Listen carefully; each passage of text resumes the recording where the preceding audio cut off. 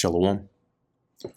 First and foremost, I want to give all praises, honor, and glory to Yahweh, Bahasham, Yahweh Shai, Bahasham, Recha, Kodesh. Double honors to the elders and the apostles of Great Millstone, and peace and blessings to the elect. And today we're going to go into the book of Hosea, the first chapter.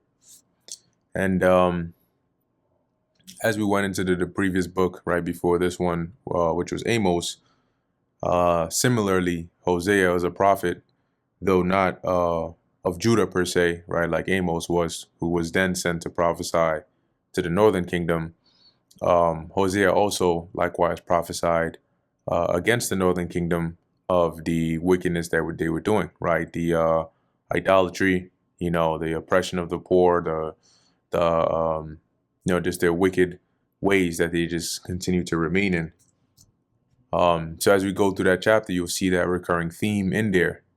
And yet, even still, you also see points in there of the Lord discussing the mercy, the ultimate mercy that he would show at the last days, gathering us back together. So I'm going to pull up this timeline here. And so we can take a look back at that. Right. So as we saw here, which Hosea was contemporaries with Amos, Isaiah. As you can see, even here, they have Nahum, Micah.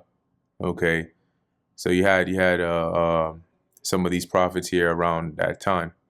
And chances are that they would have known each other or known of each other.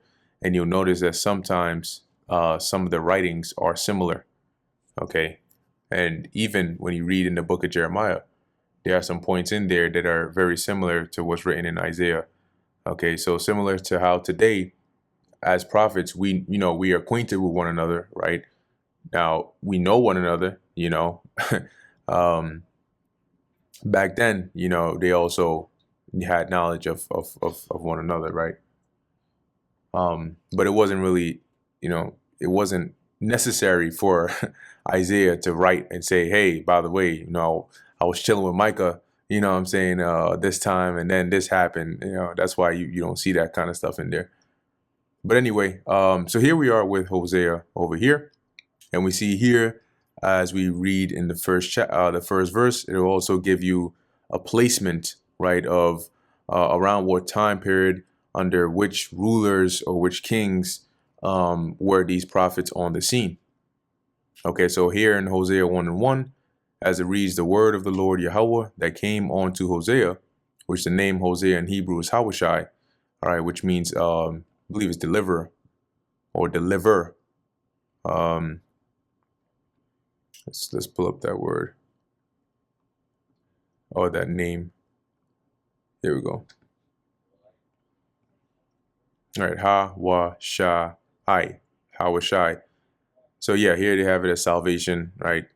Deliver, salvation, along the same lines. But yeah, you have your salvation. So going back here, right, as it reads, the word that came to Hosea, the son of Beeri, in the days of Uzziah, Jotham, Ahaz, and Hezekiah, kings of Judah. And if you remember, Ahaz was one of those kings during the time of Isaiah, right? So was Hezekiah and so on. So it says here, the kings of Judah, and in the days of Jeroboam, which this was Jeroboam the second, the son of Joash, king of Israel, right? Because remember, these kings, they didn't necessarily reign at the same time, right? But when you look at the timeline, you can see here you have Uzziah, and then, let's see, you have Jotham, and then Ahaz, and then Hezekiah, and so on. So, in any case, at this point in time, the Assyrian Empire is still there, right? They're pretty much gaining some not really even gaining traction. They're already an empire at this point in time, but they haven't besieged Samaria just yet, right? That destruction of the northern kingdom, right, as a kingdom hasn't happened just yet. And that's why you'll still see reference to that in the writings of Hosea as he continues to prophesy against them and warn them to say, hey, this is what the Lord is going to do if you don't stop the wickedness that you're doing. So going back to the book of Hosea, chapter 1, verse 2.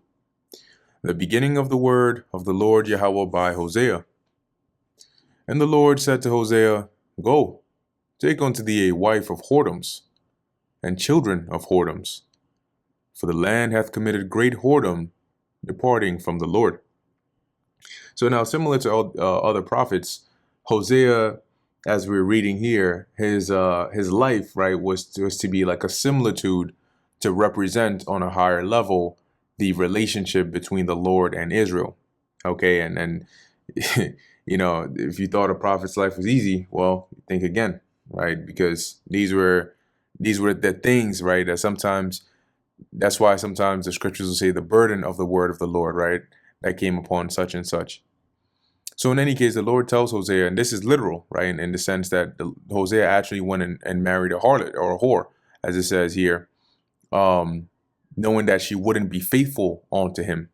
And that was the whole point, to represent the state of the nation of Israel going a whoring after other gods, and not being faithful to the Most High. So as it says here, Go, take unto thee a wife of whoredoms and children of whoredoms, for the land hath committed great whoredom. So what is that whoredom that the land or the people were committing? Worshipping other idols, okay, following other gods, following the heathenistic ways and customs. Now, if you notice, in the wilderness, before going into the land of Canaan, and taking it over, there are certain laws in the Torah where the Lord tells us pretty much to be isolated from these other nations.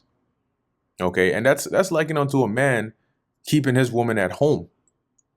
Okay, as the scriptures tell you in the book of Sirach, lest she abuse herself through overmuch liberty. Because the Lord understood, just like a man understands how nature works. So you don't even want to take that risk.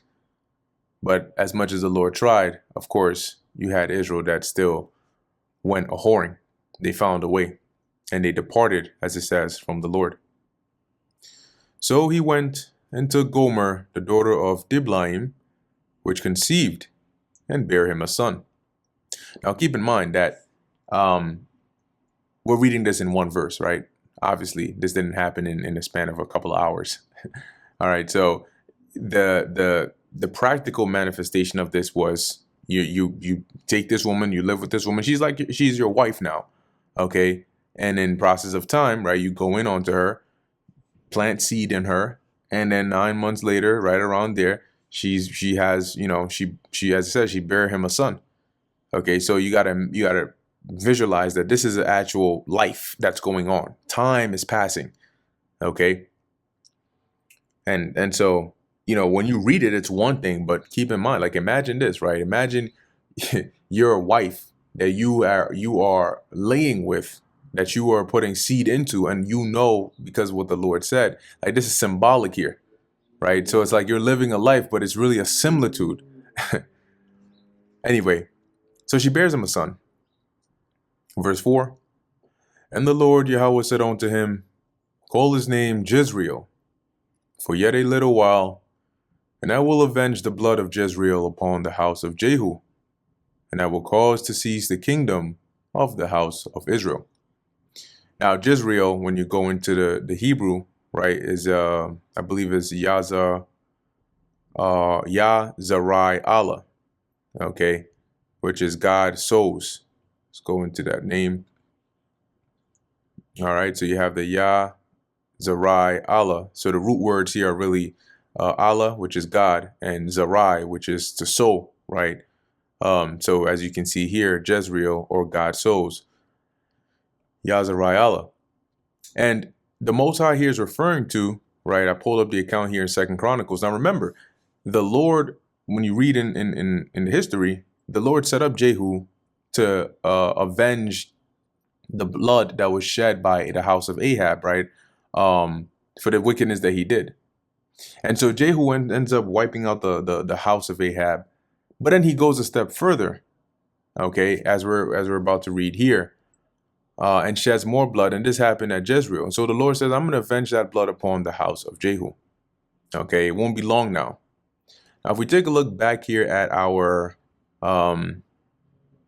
our trusty timeline here, right? We can see here we have Jeroboam II, we have Joash, Jehoahaz, and Jehu, right? And if we look up here, let's see, Jehu, Bible.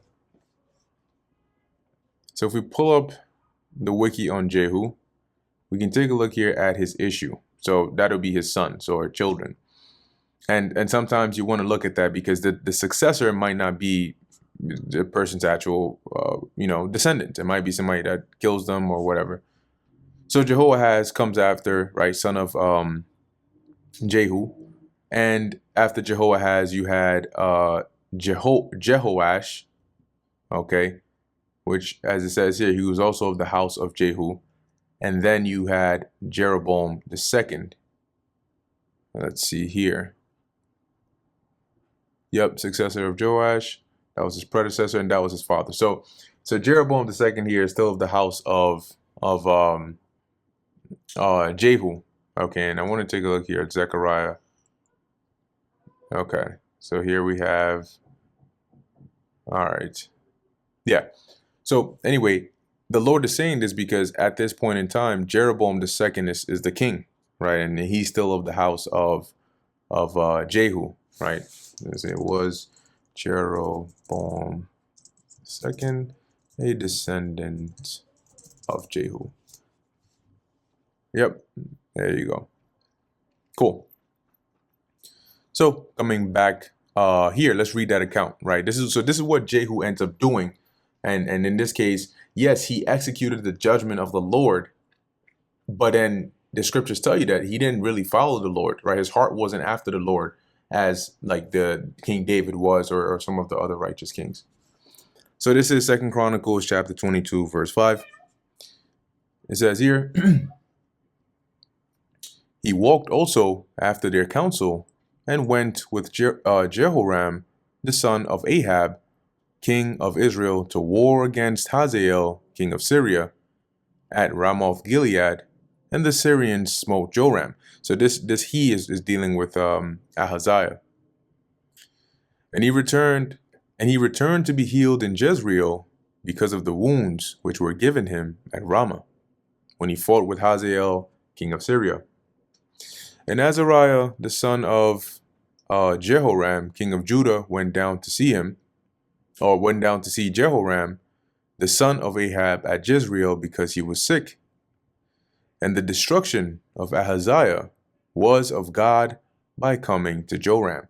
So he was going to be taken out because he was too closely associated with the northern kingdom, knowing the wickedness they were doing there. The Lord wasn't with that. For when he was come, he went out with Jehoram against Jehu, the son of Nimshi, whom the Lord had anointed to cut off the house of Ahab. And it came to pass that when Jehu was executing judgment upon the house of Ahab, and found the princes of Judah, and the sons of the brethren of Ahaziah, that ministered to Ahaziah, he slew them. Okay, it says here, and he sought Ahaziah, and they caught him, for he was hid in Samaria, and brought him to Jehu. And when they had slain him, they buried him, because they said, he is the son of Jehoshaphat, who sought the Lord Yahweh with all his heart. So the house of Ahaziah had no power to keep still the kingdom. So not only did Jehu slay take out the house of Ahab, but he also went after Ahaziah here and his brethren. Okay, and that was a little too much bloodshed than what he was appointed to do. So coming back here to Hosea 1:4, the Lord says, yeah, I'm going to avenge that blood upon the house of Jehu.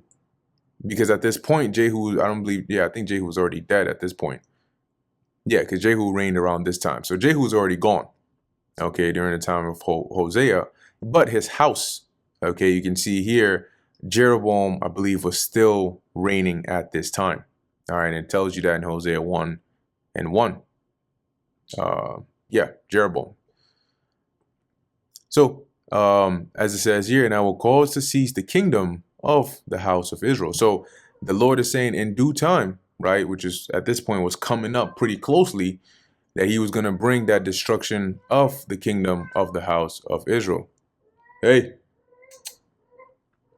And so how is he going to do this? Ultimately, by the northern kingdom being besieged, okay, by the Assyrians, and then ultimately, being a siege being put to them. Verse 5, it says, "And it shall come to pass at that day that I will break the bow of Israel in the valley of Jezreel." And the bow, right, as you see in other accounts of the scriptures, right, other precepts, bow here representing the power. Okay, and if you reference, for example, warfare, right, back then in the ancient world, the bow was also a very powerful weapon. Okay, that was used on the battlefield. Okay, so here the Lord is saying, I'm going to break that power of Israel, right, in the valley of Jezreel. So the kingdom is going to be broken down, and they're going to be powerless against the enemies that are going to come against them. In this case, the Assyrians. Verse 6, "And she conceived again, and bare a daughter. And God said unto him, Call her name Loruhamah, for I will no more have mercy upon the house of Israel, but I will utterly take them away." And in Loruhamah, right, in the Hebrew is La'ah Ramach, I think. Let's see.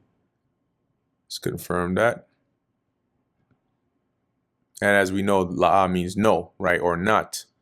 And we have here, or Rachama. There we go. La'ah Rachama. Which means no mercy. All right, you have that Rachama, mercy over there. So the Lord says, so here, Hosea first has a son, right? The Lord says, call him Jezreel. Okay, God sows, because this is what I'm going to do. And then in process of time, right, Hosea's wife, I think was the name, Gomer, right, ends up conceiving again. And this time she gives birth to a daughter. The Lord says, call her name Loruhamah, or La'ah Rachama, which means no mercy. For I will have no mercy, or I will no more have mercy upon the house of Israel. Similarly, as he said by the mouth of Amos, which was that, I've been sending these prophets to you to warn you, to warn you, to warn you. And you know what? At this point, now it's over.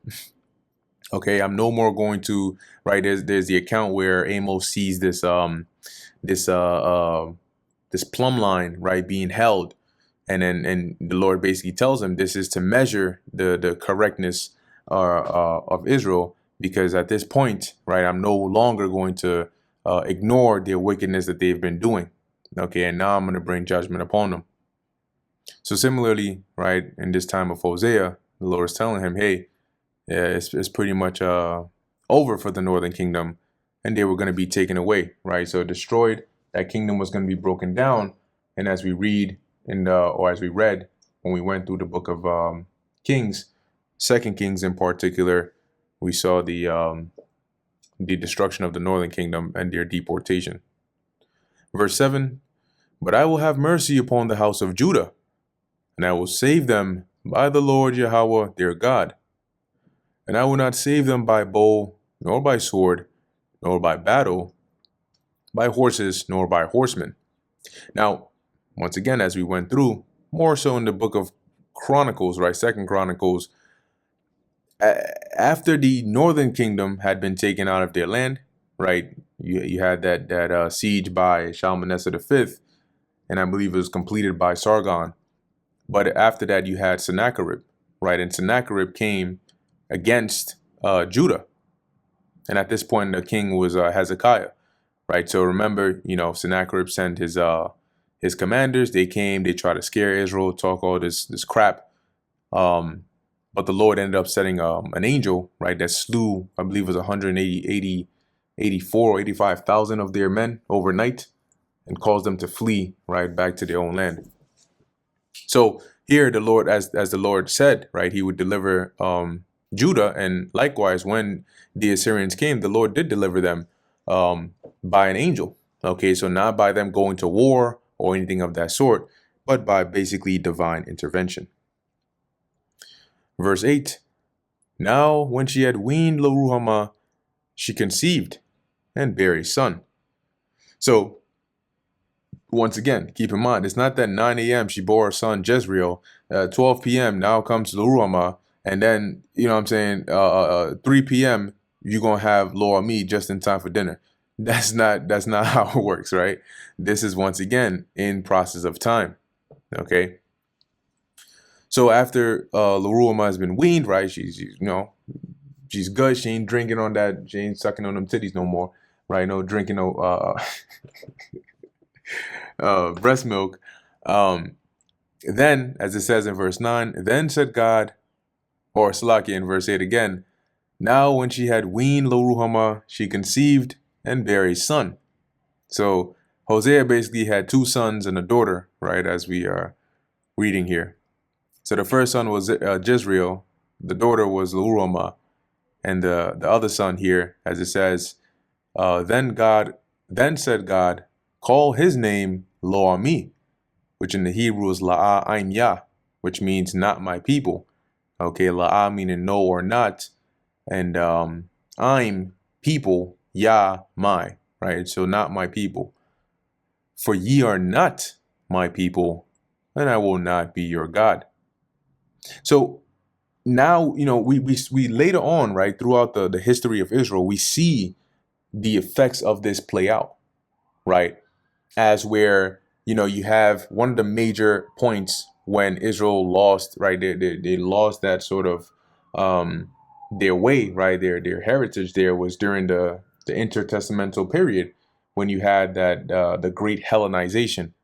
Okay, and that leads to the whole mystery of the Gentiles in the New Testament, where you have Israelites that don't know they're Israelites, that are, following heathenistic ways, and they need to be taught again and brought back, and so on and so forth.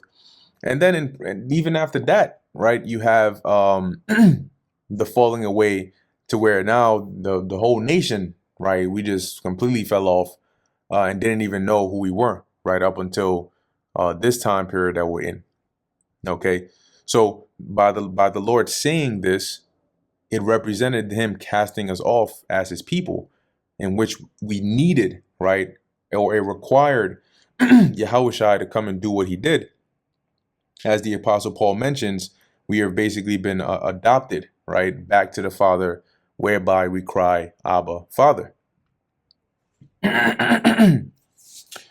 Verse 10, yet the number of the children of Israel shall be as the sand of the sea.